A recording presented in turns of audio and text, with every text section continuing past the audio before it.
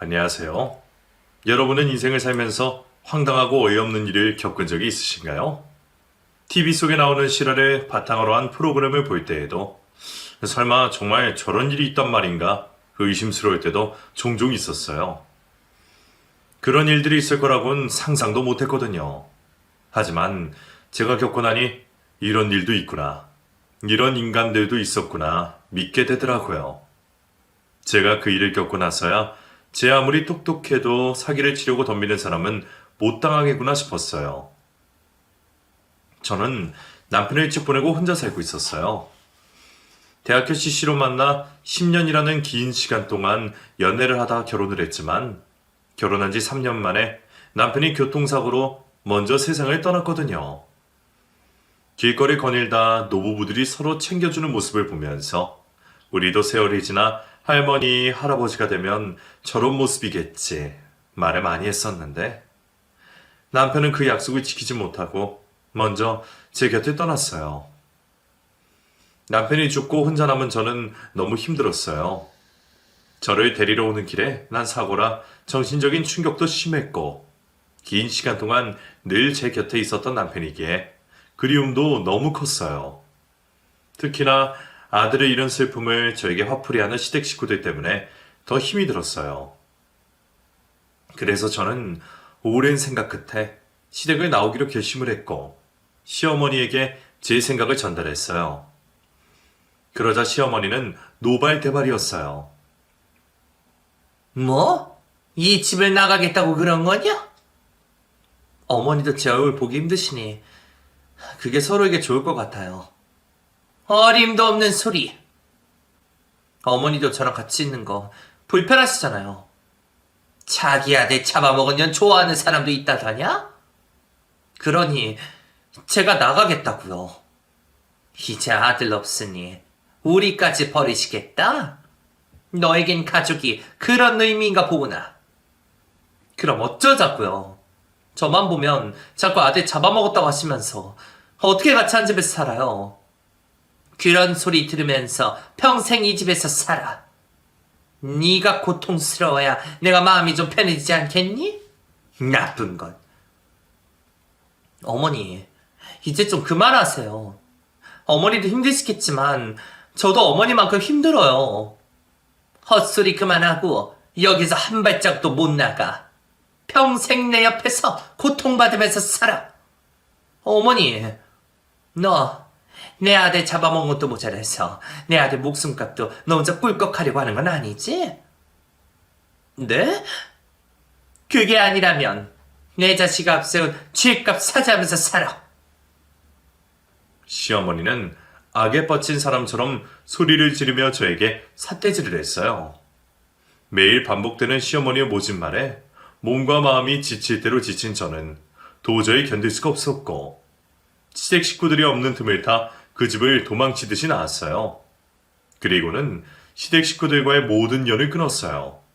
그리고 아무런 연고도 없는 대구로 내려오게 되었어요. 익숙한 환경도 아니고 아는 사람도 하나 없는 곳이었지만 마음만은 편안했어요. 이곳에서 새 인생을 다시 살겠다 다짐했어요.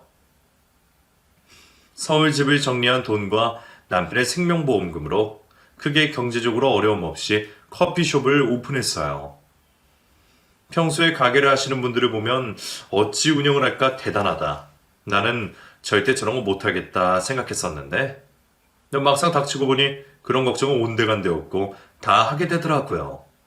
그렇게 커피숍을 운영하며 다시 생활을 한 지도 벌써 5년이란 시간이 지났어요.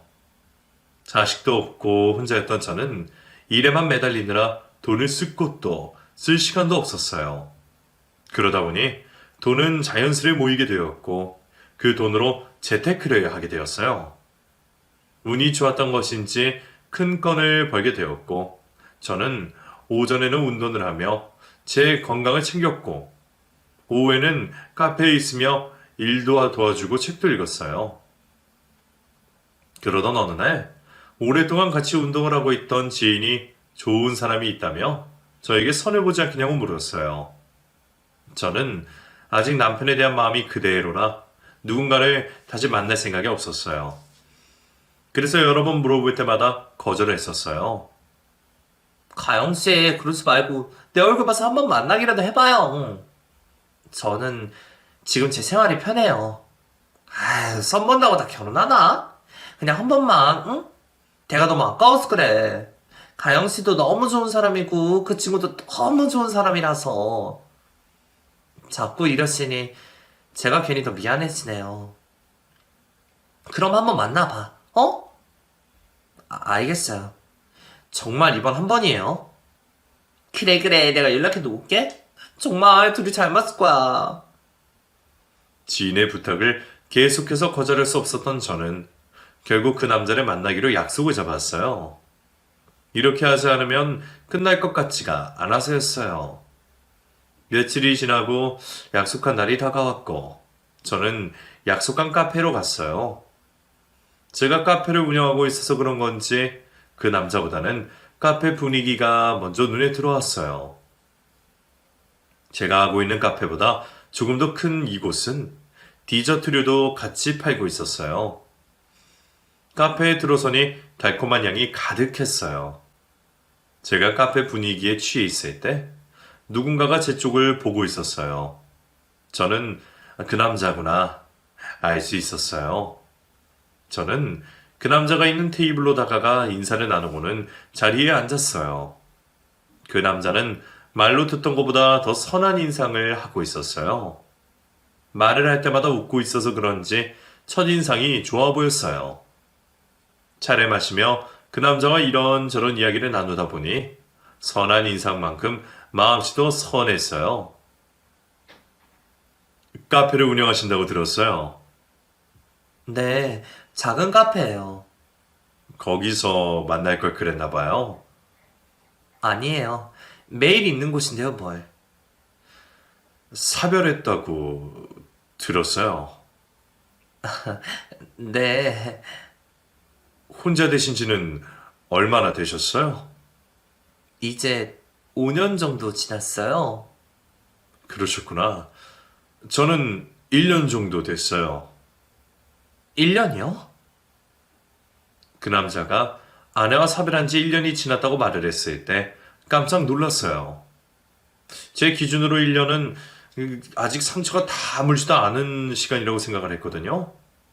아직 사별한 아내의 그리움이 남아있을 시간이라고 생각했는데 손자리에 나왔다는 게 의아했어요.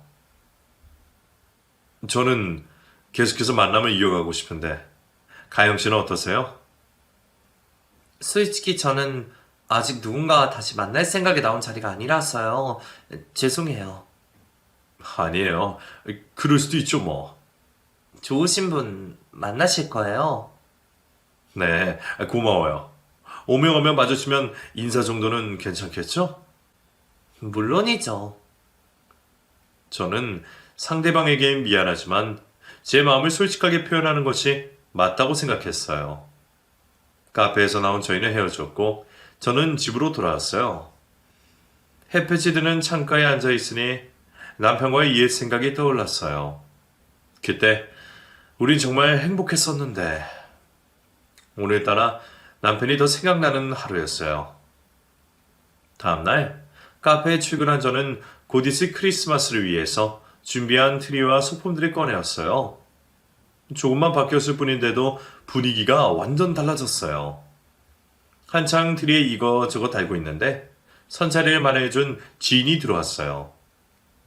어젠 어떻게 됐어요? 아직은 누굴 만나고 싶은 마음이 없다고 말했어요. 왜요? 마음에 안 들었어요? 아니요. 인상도 좋으시고 괜찮으신 분 같았어요. 그럼 몇 번 더 만나보시지 않고선. 아직 제 마음이 그런 것도 있고 아내랑 사귀한 지 1년밖에 안 됐는데 선자리에 나온다는 게 좀 그래서요. 죽은 아내를 너무 쉽게 잊은 것 같아서 그래요?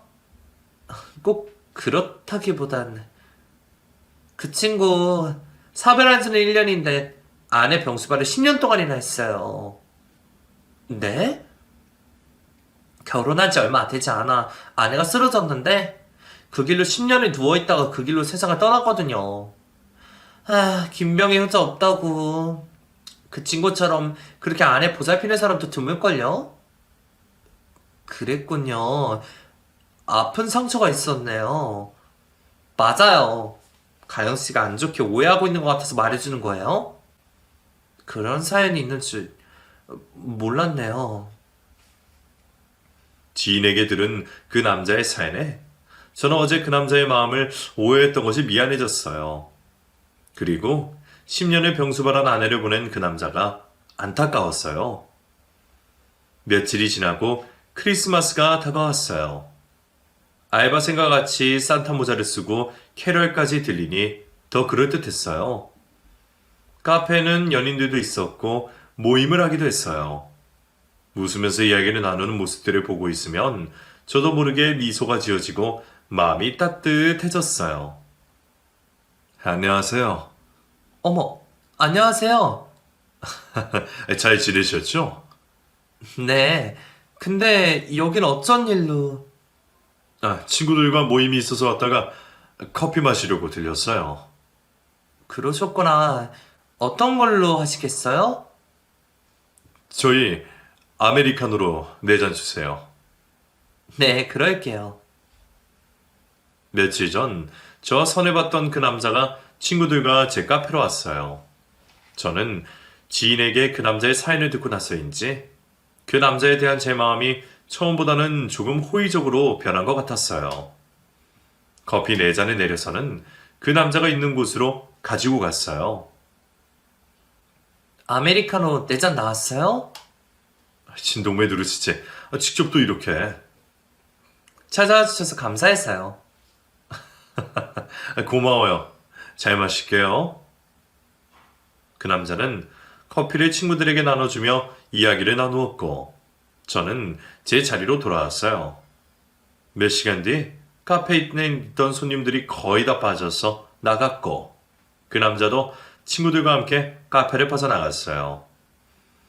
저는 마지막 손님까지 다 보내놓고 나서 따뜻한 커피 한 잔을 가지고 트리 앞에 놓인 테이블에 잠시 앉아 쉬었어요. 어두운 밤 잔잔한 음악만이 카페를 가득 채우고 있었어요. 바깥의 불빛들을 보고 있으니 편안해졌어요. 커피를 마시며 잠시 사색에 잠겼던 저는 크리스마스 때문에 준비한 트리와 소품들을 정리하려고 일어났어요. 트리에 붙어있던 소품들을 떼고 있을 때 문 쪽에서 노크 소리가 들렸어요. 그 소리에 고개를 돌렸던 저는 아무런 인기척이 없자 다시 하던 일을 계속하고 있었어요. 그때 다시 한번 노크 소리가 들렸어요. 뚝뚝. 저는 카페 입구 쪽으로 다가갔어요. 누구세요? 저요, 가영씨. 문 밖에 있던 사람은 다름 아닌 저와 선을 본 그 남자였어요. 저는 재빨리 문을 열어주었어요. 다행히 계셨네요. 이 시간에 웬일이세요? 크리스마스 지나가기 전에 가영 씨에게 드리고 싶어서요. 네? 이거 받으세요. 그 남자는 제게 선물 상자를 하나 건넸어요. 저는 생각지도 못한 선물을 받고는 얼떨떨한 표정을 지었어요. 이걸 왜 저한테... 크리스마스잖아요. 부담 없이 받아주세요. 그렇지만 저는 준비한 것이 없는데요. 제 선물 받아주는 것이 저한테 주는 선물이라고 생각하시면 돼요. 고마워요. 퇴근 안 하세요? 이제 틀이랑 소품들을 정리하려고요. 그러셨구나. 제가 도와드릴게요. 아니에요. 저 혼자 할 수 있어요. 혼자 저 큰 트리를 어찌하려고요. 제가 도와드릴게요. 그 남자는 외투를 벗어서 의자에 걸쳐놓고선 옷소매를 걷어 올리더니 트리 쪽으로 성큼성큼 다가갔어요. 트리에 있는 작은 전구와 소품들을 일일이 떼어냈어요. 그리고 맨 위에 달려있던 별도 떼어냈어요. 저 혼자 했더라면 의자 위에 올라가 떼어냈을 텐데 그 남자가 있어서 정리를 하는 것이 수월했어요. 1시간 정도 흘렀을까. 트리와 소품들을 다 정리하고선 창고에 넣어뒀어요. 그리고는 옷을 챙겨서는 카페 문을 닫고는 거리로 나왔어요. 벌써 캄캄한 밤이 되었지만 거리에는 사람들로 북적이고 있었어요. 그 남자는 저와 같이 골목길을 내려오면서 저에게 안쪽 길로 인도했고 그 사람 덕에 사람들과 부딪히지 않고 내려올 수 있었어요. 가영씨, 그럼 조심해서 가세요. 저 시간 괜찮으시면 술 한잔 하실래요? 오늘 선물도 주시고 도와주신 게 고마워서요. 저야 좋죠. 저는 그 남자와 함께 큰 길 근처에 있는 호프집에 들렸어요. 호프집에도 역시나 사람들로 시끌벅적했어요. 빈 테이블에 앉은 저희는 소주 한 병과 뜨끈한 어묵탕 하나를 시켰어요. 카페에서 몸을 움직이고 있을 때에는 몰랐던 어색함이 감돌았어요. 조금 있으니 주문한 음식이 나왔고 각자의 잔에 소주를 부었어요. 그리고 건배를 하고 한 잔 들이켰어요. 쓸 것 같았던 소주는 달달했어요. 오늘 고마웠어요. 한 것도 별로 없었는데요, 뭘. 선물도 고맙고요. 받아줘서 고마워요. 문식 씨 얘기 들었어요. 10년 동안 아내분 보살폈다는 얘기요. 아, 그러셨구나. 그런 줄도 모르고 처음에 제가 문식 씨 마음을 오해했었거든요. 오해요? 네, 사별한 지 1년밖에 되지 않았는데 벌써 선자리에 나온다는 것이 좀 그랬거든요. 그러셨구나. 사연을 들어보니 제가 문식 씨 마음을 오해한 것 같아 미안했어요. 그럴 수도 있죠. 그분은 왜 쓸데없는 말을 해서는 가영 씨 마음 불편하게. 아니에요. 오히려 좋았어요. 문식 씨에 대해서 알고 싶어졌거든요. 그 말은 네, 우리 진지하게 만나봐요. 가영 씨. 그 남자에게 측은지심이 있었던 저는 진지하게 만나자고 먼저 말을 했어요. 그 남자는 처음부터 저를 마음에 두고 있었던지라 저의 말에 몸둘 바를 몰라 했어요. 천천히 소주 한 병을 나눠 마시면서 살아온 이야기를 나누다 보니 더 친밀해지는 것 같았어요.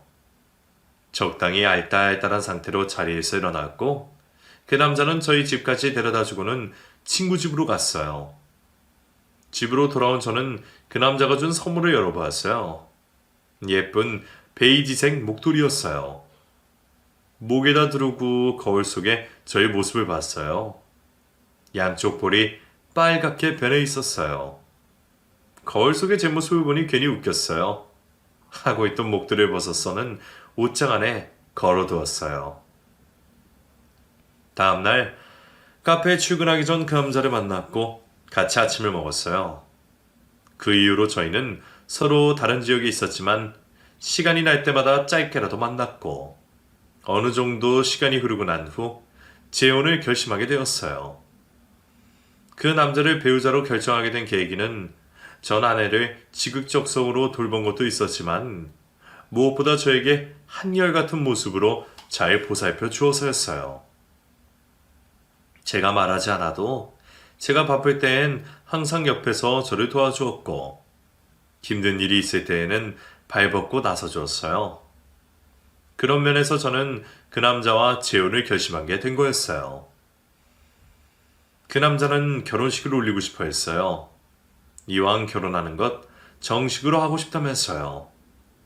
하지만 저는 굳이 그렇게까지 하고 싶지 않았어요. 한번 해봤기 때문일 수도 있겠지만 형식적인 것보다는 서로의 마음이 중요하다고 생각했거든요. 그래서 가까운 지인들만 모시고 제가 운영하고 있는 카페에서 간단하게 식사를 하면서 결혼식을 대체하기로 했어요. 저희는 그날 같이 입을 옷을 고르고 서로의 손에 끼울 커플 반지 하나를 마련했어요. 그리고 당일 카페에 모인 사람들과 편안하게 식사를 나누며 저희만의 결혼식을 올렸고, 제가 살고 있는 집으로 돌아왔어요. 그리고 와인을 한 잔씩 하면서 서로 손을 잡았어요. 가영 씨, 오늘 너무 예뻤어요. 문식 씨도 멋졌어요. 우리 이제 정말 부부가 됐네요. 제가 다시 누군가를 만나 결혼을 하게 될 줄은 몰랐어요. 고마워요. 저도요. 가영 씨 인생에 행복만을 안겨줄게요. 고마워요. 저희는 서로를 믿으며 행복하게 살기로 약속했어요. 서로 다른 지역에서 일을 하던 저희는 각자 자신의 일이 있기에 주말 부부를 하기로 했고, 그 남자가 주말마다 제가 살고 있는 곳으로 오기로 했어요. 어찌 보면 제가 살고 있던 집이 신혼집이 된 셈이죠. 결혼식을 올리고 난 후 그 남자는 필요한 짐을 가지고 저희 집으로 들어왔어요. 그 남자가 차에서 짐을 내린다고 왔다 갔다 하는 동안 저는 그 남자가 가져온 책들을 서재로 하나둘 옮겼어요. 그리고 서재에 있는 책꽂이에 정리를 했어요. 거의 마무리가 될 즈음에 책 사이에 있던 봉투 하나를 발견했어요. 열어볼까 하다가 괜히 내 것도 아닌데 열어보기가 그래서 옆으로 빼놓고선 책 정리를 마무리하고 거실로 나왔어요. 거실에는 그 남자가 가져온 박스들로 가득했어요. 잠시 뒤 그 남자가 박스 하나를 들고선 들어왔어요. 아직도 많이 남았어요? 아니에요. 이게 마지막 박스예요. 책은 제가 정리를 다 했어요. 저랑 같이 하지 그랬어요. 조금밖에 없어서 금방 끝냈어요. 잠시 쉬었다 가요, 우리. 그럴까요? 그 남자는 들고 있던 박스를 바닥에 내려놓고 제가 준 음료수를 받아서 벌컥벌컥 마셨어요. 한여름도 아닌데 옷은 땀범벅이 되었어요. 이거 오늘 안에 다 정리할 수 있을까요? 천천히 하면 되죠, 뭐. 평일에 제가 없으니 제가 있을 때 깔끔하게 해놓는 것이 가영 씨가 편하잖아요. 에이, 혼자서 다 할 수 있으니 걱정 말아요. 아, 참. 아까 책 정리하다가 봉투 하나 있어서 따로 빼놨어요. 봉투요? 네, 잠시만요. 저는 서재로 가서 아까 빼놓았던 봉투를 가지고 나왔어요. 그리고는 그 남자에게 건넸어요. 이게 책 사이에 있더라고요. 이게 뭐지? 그 남자는 봉투를 열어 안에 있던 편지를 꺼내었어요. 그리고는 슬픈 눈으로 저를 쳐다보았어요. 왜 그래요? 이거 죽은 아내가 남긴 유서예요. 유서요? 네, 그냥 버렸으면 큰일 날 뻔했네요. 어디 휩쓸리지 않게 잘 간직해요. 이거 제 것이 아니라 가영 씨 거예요. 제 거라고요? 네, 죽은 아내가 제가 새 출발할 때 제 와이프가 될 사람에게 주라고 한 것이에요. 어머나, 이건 가영 씨한테 쓴 것이니 가영 씨에게 줄게요. 보든 안 보든 그건 가영 씨 마음이에요. 난 잠시 나가 있을 테니 가영 씨 마음 가는 대로 해요. 아, 네. 그 남자는 제게 다시 편지를 돌려주고는 밖으로 나갔어요. 저는 제 손에 있는 접힌 편지는 쳐다보았어요. 그 남자의 아내였던 사람이 죽기 전 나에게 남기고 간 편지라. 선뜻 열어보는 것이 겁이 났어요. 그냥 보지 말고 버릴까 싶기도 했어요. 편지에 어떤 내용이 있을지 몰라 더 그러했어요. 저는 의자에 앉아 잠시 생각에 빠졌다가 용기를 내어 편지를 펼쳐보았어요. 깨알 같은 글씨로 빼곡이 적혀있는 편지에는 그 남자에 대해서 적혀 있었어요. 그리고 10년 동안 자신을 위해서 고생만 한 남편을 잘 부탁한다며 좋은 사람이니 믿고 의지하면서 행복하게 살았으면 좋겠다고 적혀 있었어요. 편지를 읽는 내내 그 남자의 아내의 마음이 느껴지는 것 같아 가슴이 먹먹했어요.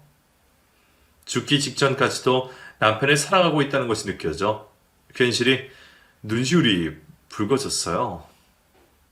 잠시 뒤 그 남자가 들어왔고 저는 편지를 봉투에다가 다시 넣었어요. 그리고는 아무 말 없이 그 남자를 안았어요. 그리고는 눈물이 나와 훌쩍거렸어요. 그랬더니 그 남자가 저의 얼굴을 바라봤어요. 우는 거예요? 아니에요. 왜 그래요? 문식 씨 아내분 마음이 느껴져서요.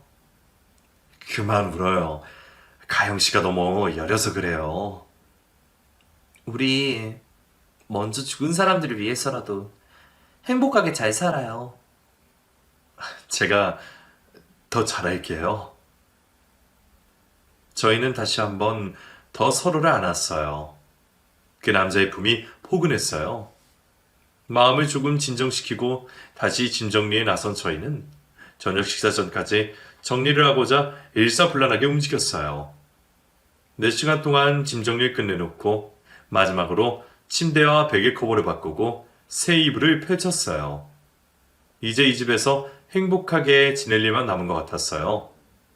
어느새 어둑어둑 밤이 되었고 그 남자는 정리하느라 고생했을 텐데 자신이 맛있는 음식을 만들어 주겠다며 잠시 쉬고 있으라고 말을 하며 마트에 갔어요. 저는 그 남자가 나가고 나서 또 한 번 주위를 둘러보았어요. 하나씩만 있던 것들이 2개씩 되었어요. 슬리퍼도 2개, 칫솔도 2개, 그릇들도 세트로 2개씩. 그리고 침대 위에 있던 베개도 2개였어요. 저는 미소를 지으며 침대에 걸터 앉았어요. 괜히 마음이 행복해졌어요. 그러다 식탁 위에 올려놓았던 봉투가 생각이 났어요. 침대에서 일어나 식탁 위에 있던 봉투를 들고서는 서재로 갔어요. 그리고 서랍 깊은 곳에 넣었다가 괜히 한 번 더 읽어보고 싶은 마음에 다시 꺼내어 들었어요. 그리고는 봉투 안에 있던 편지를 꺼내었어요. 그때 작은 메모지 하나가 바닥에 떨어졌어요. 뭐지 싶었던 저는 바닥에 떨어진 작은 메모지를 집어들었어요. 경찰만 안 부르면 네 목숨은 안전해. 이게 무슨 말이지? 경찰이 갑자기 왜? 저는 뒤에 또 다른 글이 적혀있나 싶어 돌려보았지만 아무런 글이 없었어요. 봉투 안에 다시 살펴봐도 아무것도 없었어요. 저는 메모지에 적혀있는 글을 다시 한번 읽어보았어요. 분명 그 남자의 글씨가 맞는데 왜 이런 것이 전 안의 유서에 들어있었던 걸까? 잠시 생각에 잠겼던 저는 그 남자가 들어오는 소리에 정신이 들었어요. 재빨리 메모지를 바지 주머니 속에 집어넣었어요. 거기서 뭐해요? 아까 편지 넣어두려고요. 죽은 와이프 편지는 뭐하러 보관하려 해요? 그냥 버려버리지. 나쁜 것도 아닌데요, 뭘. 그래도 모르는 사람이 남긴 걸 뭐하러? 편지가 따뜻해서 간직하고 싶은걸요. 그건 그렇고 오늘 뭐 만들어줄 거예요? 기사하는 날의 짜장면이죠. 잠시만 기다려요. 내가 솜씨발이 해볼 테니. 네, 기대할게요. 그 남자는 주방으로 들어가 짜장면을 만들었어요. 혼자 산 세월이 긴 만큼 그 남자는 웬만한 음식들은 만들 수 있었어요. 맛 또한 좋았어요. 짜장면이 거의 다 만들어지고 맛있는 냄새로 가득했어요. 저는 거실에 있다가 그 냄새 때문에 자연스레 주방으로 들어갔어요. 그 남자는 식탁에 앉으라고 말하며 우동 대접에다가 면을 담고 소스를 부어서 제 앞에다가 올려놨어요. 눈으로만 봐도 너무 군침이 돌았어요. 그 남자는 제 앞에서 반짝거리는 눈빛으로 저를 보고 있었어요. 저는 젓가락을 들어 면에 잘 배이게 비벼서는 한 젓가락 돌돌 말아서 입에 넣었어요. 어? 정말 맛있어요. 정말요? 네, 이건 언제 또 배웠어요? 예전에 중국집에서 일한 적이 있었거든요. 그때 어깨너머로 배웠어요. 중국집에서도 일했었어요? 네, 형편이 어렵다 보니 안 해본 일이 거의 없었어요. 그랬구나. 이거 너무 맛있어요. 나중에 할 것 없으면 짜장면 팔아서 먹고 살면 되겠는걸요? 그래요? 맛있다니 다행이에요. 혹시나 입맛에 안 맞을까봐 걱정했는데. 걔랑 걱정했는데요? 너무 맛있어요. 어서 같이 먹어요. 저와 그 남자는 짜장면 한 그릇씩 하고는 짐 정리를 하느라 고단했는지 금세 잠이 들었어요. 한참을 자다가 어두운 밤 누군가 쫓아오는 꿈을 꾸다 잠에서 깼어요. 식은땀이 나고 등골이 오싹해지는 것 같았어요. 원래는 꿈을 잘 꾸지 않는 편인데 직접 겪은 것처럼 너무 생생하게 느껴졌어요. 그 남자는 많이 피곤했는지 제가 깬 것도 못 느낀 채 깊은 잠에 빠져 있었어요. 다시 잠을 청할 수 없었던 저는 조용히 밖으로 나와 따뜻한 물을 한 잔 마셨어요. 따뜻한 것이 몸속으로 들어가니 조금 괜찮아지는 것 같았어요. 다시 침대로 돌아온 저는 이불 속으로 들어갔어요. 그러자 그 남자가 팔로 저를 감싸 안았어요. 그 남자의 따뜻한 온기가 느껴져서 그런 것인지 어느 순간 잠이 들었어요. 다음날 저는 그 남자의 목소리에 잠에서 깨어났어요. 그 남자는 저를 위해 아침을 준비했어요. 둘 다 아침은 간편하게 먹는 편이라 토스트를 만들었어요. 베이컨과 계란 후라이도 있었어요. 그 남자는 제가 먹기 좋게 구운 빵 위에 딸기잼을 바르고 베이컨과 계란 후라이를 올려주었어요.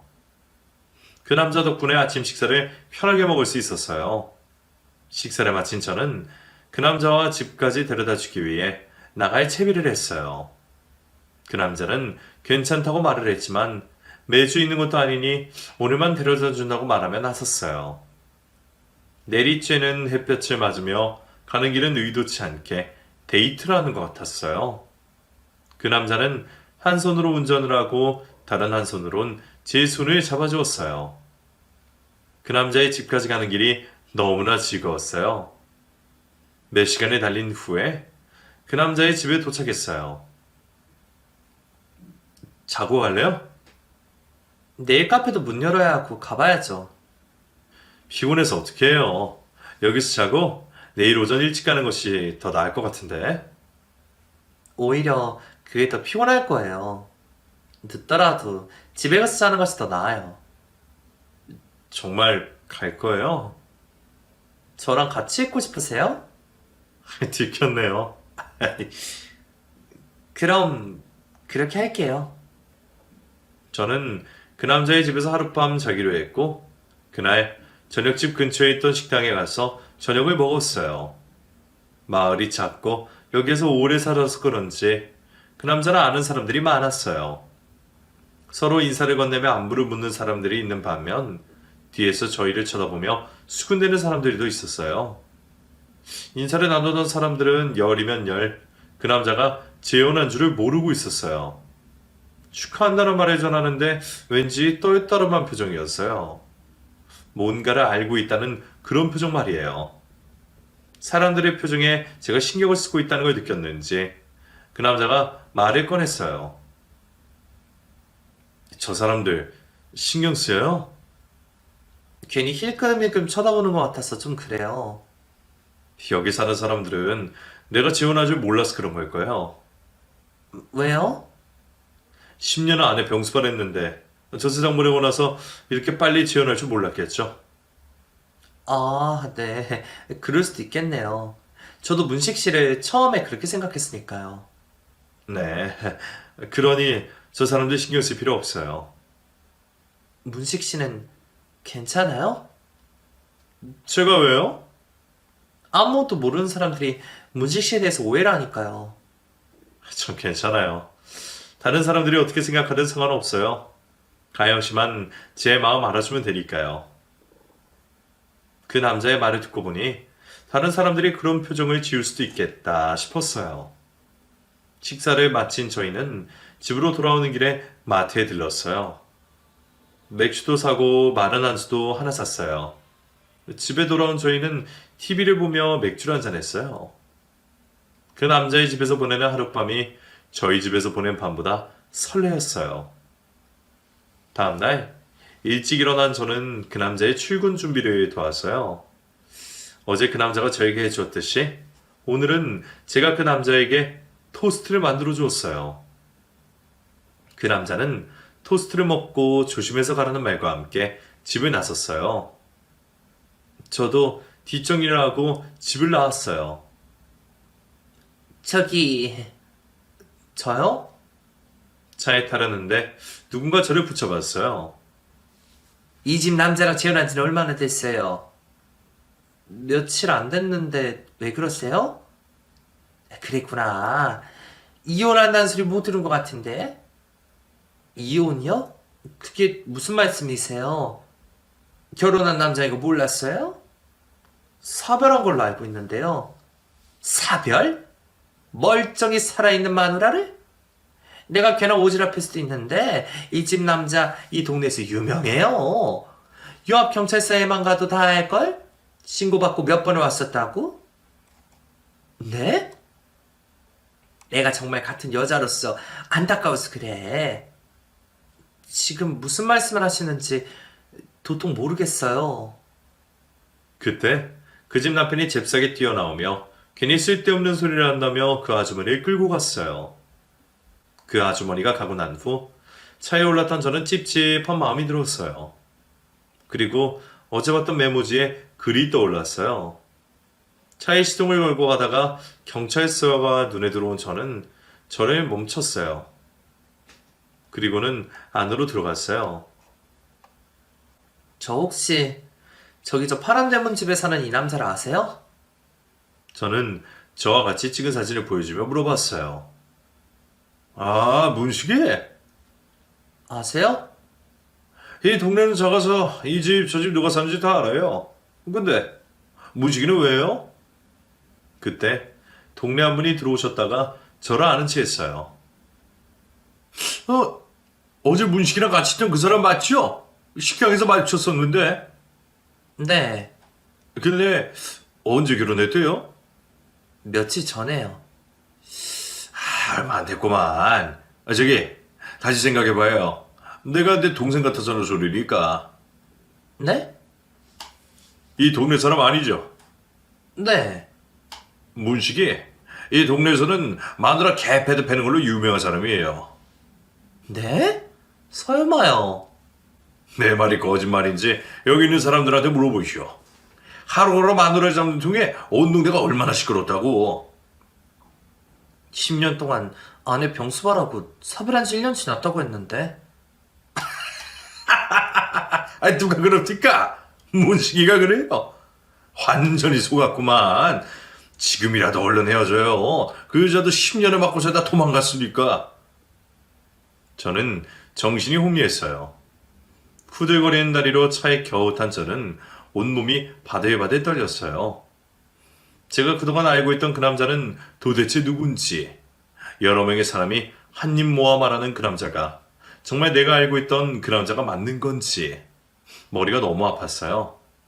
움직일 수 없이 계속해서 저는 차 안에서 가만히 있었어요. 그때 누군가가 제 창문을 똑똑 두드렸어요. 그 소리에 깜짝 놀란 저는 고개를 돌렸어요. 아까 집 앞에서 봤던 그 아주머니였어요. 저는 창문을 열었어요. 아주머니는 쪽지 하나를 건네며 그 남자의 아내 번호인이 못 믿겠으면 연락을 하라고 줬어요. 저는 한동안 망설였어요. 진실을 마주하려니 겁이 났어요. 정말 그 남자가 저를 속인 것일까 두려웠어요. 그 사이 해가 어둑어둑 졌고 밤이 되었어요. 하루 종일 생각에 잠겼던 저는 용기를 내어 전화를 걸었어요. 그리고는 충격적인 이야기를 들었어요. 제가 믿고 싶지 않았던 그 남자의 진실. 그 남자는 동네 사람들의 말대로 자신의 아내를 10년 동안 폭행을 하며 힘들게 했고, 그것에 지친 아내가 제발 이혼만 해달라고 매달리자 오히려 1억을 내놓으면 이혼을 해주겠다며 그 돈 없으면 평생 자기 옆에 이렇게 살아야 된다고 말했었대요.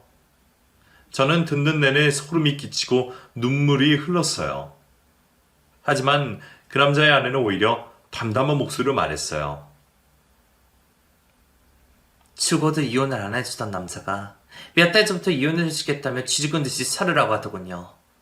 저는 그 남자에게서 벗어나고 싶었기에 너무 좋았죠. 바로 이혼해주겠다고 했어요.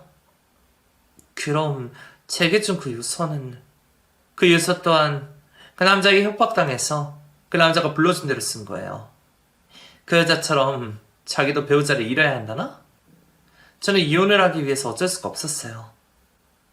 어떻게 그럴 수가... 당신도 얼마 안 있다가 내 꼴 날 테니 지금이라도 당장 헤어져요. 내가 상관할 바는 아니지만 같은 여자로서 충고하는 거니까 흘려듣지 말아요. 내 말 무슨 뜻인지 알죠? 그 여자와의 통화를 끊고 나서 전 멍하니 있었어요. 제가 알고 있던 그 남자의 실체를 알고 나니 치가 떨렸어요.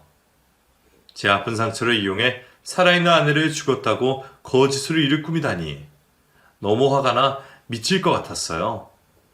그땐 핸드폰이 울렸어요. 그 남자였어요. 전 핸드폰을 조수석으로 던져버리고서는 소리내어 울었어요.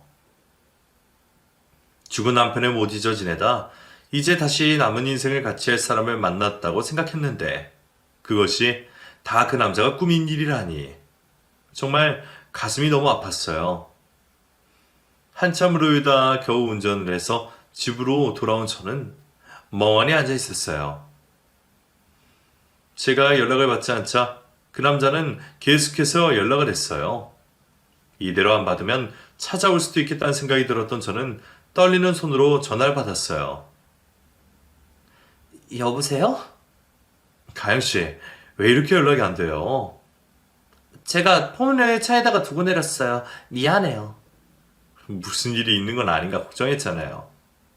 이번에도 안 받으면 찾아가려고 했어요? 미안해요. 정말 무슨 일이 있는 거 아니죠? 네, 아무 일도 없으니 걱정 말아요. 주말 부부가 이럴 때 힘들군요. 그러지 말고 내가 정리하고 내려갈까요? 문식 씨, 직장은 어쩌고요? 직장에 다시 구하면 되죠. 총 못 구하면 가양식 카페에서 일해도 되고. 아, 그건 천천히 생각해요. 제가 운전을 오래 해서 피곤하네요. 그렇겠네요. 어서 자고 우린 주말에 봐요. 그 남자가 저를 걱정하는 말들이 다 거짓처럼 느껴졌어요. 그리고 결혼한 지 얼마나 됐다고 벌써 직장을 접으려고 하는 건지 그 남자의 실체를 몰랐을 때에는 정말 저와 함께하고 싶은 마음이 커서 그랬구나 싶겠지만 지금은 그 말이 제가 버는 돈으로 살고 싶다는 것으로 느껴져서 화가 났어요. 그 남자와 전화를 끊고 나서 밤새 잠을 잘 수가 없었어요. 밤새 고민을 하던 저는 그 남자에게서 도망가야겠다고 생각을 했고 그 남자를 속여가며 아는 지인을 통해 비밀리에 카페의 집을 정리했어요. 그렇게 일주일이라는 시간이 지났고 그 남자가 주말에 집에 오기 전 간단한 짐만 챙겨서 친구의 집으로 들어갔어요. 그리고 주말이 되자 그 남자에게서 전화가 왔어요. 가영씨, 지금 어디에요? 우리 이혼해요. 뭐라고요? 이혼하자고, 이 개자식아. 가영씨, 지금 나한테 뭐라고 한 거예요? 개자식? 그래, 나쁜 새끼. 뭐? 마누라 병수발에 10년 했다고? 10년 동안 개패들 두들겨 팬 게 아니고 이거 완전 사이코잖아. 지금 무슨 소리 하는 거야? 네 얘기하고 있는 거잖아, 이 미친 도라이 새끼야. 뭐? 말 조심해. 내가 좋은 말하게 생겼니? 전화로 이러지 말고 만나서 이야기해. 내가 미쳤다고 너 같은 걸 왜 만나? 왜? 만나면 난 또 어떻게 협박하려고? 어디서 무슨 얘기를 어떻게 들었는지 모르겠지만 전화로 이러지 말고 만나서 얘기해. 됐어. 네 목소리 듣는 것도 지금 소름 끼쳐. 당장 뭐다? 정신 차려, 이 미친 새끼야. 너랑 나랑 완전히 끝났어. 다시는 연락하지 마. 저는 핸드폰을 꺼버렸어요. 심장이 벌렁벌렁거리고 온몸이 후들후들거렸어요. 왠지 제가 있는 곳까지 찾아올 것 같았어요.